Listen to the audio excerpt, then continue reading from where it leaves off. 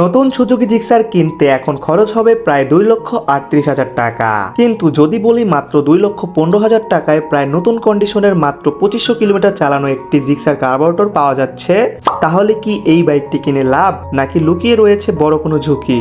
ভিডিওটি শেষ পর্যন্ত দেখুন। আসসালামু আলাইকুম এভরিওয়ান, কি অবস্থা সবার? আজকে আপনাদের জন্য নিয়ে এসেছি একটি বাইক যেটি দেখলে প্রথমে মনে হবে এটি যেন একেবারে শোরুম থেকে বের হয়েছে। এটি হলো সুজুকি জিক্সার কার্বোরেটর। বাইকটি এখন মাত্র 2500 কিলোমিটার চালানো হয়েছে, অর্থাৎ ব্যবহার খুবই কম হয়েছে।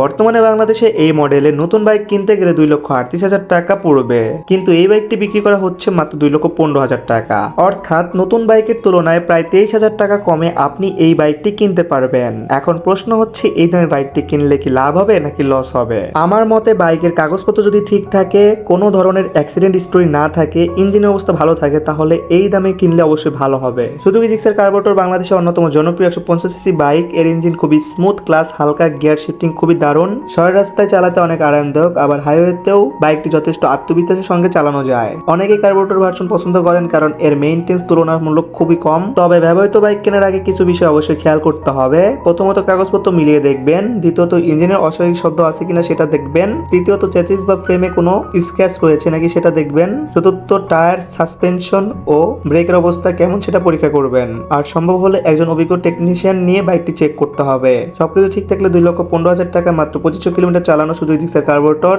সত্যি একটি আকর্ষণীয় অফার হতে পারে। এখন আপনার মতামত জানতে চাই, আপনি হলে কি এই দামে বাইকটি কিনতেন নাকি আরো কিছু টাকা যোগ করে নতুন বাইক কিনতেন? আপনার মতামত অবশ্যই কমেন্টে লিখুন। এই ধরনের বাইকের ভিডিও পেতে আমাদের চ্যানেলটি সাবস্ক্রাইব করে পাশে বেল আইকনটি অল করে দিন। আল্লাহ হাফেজ।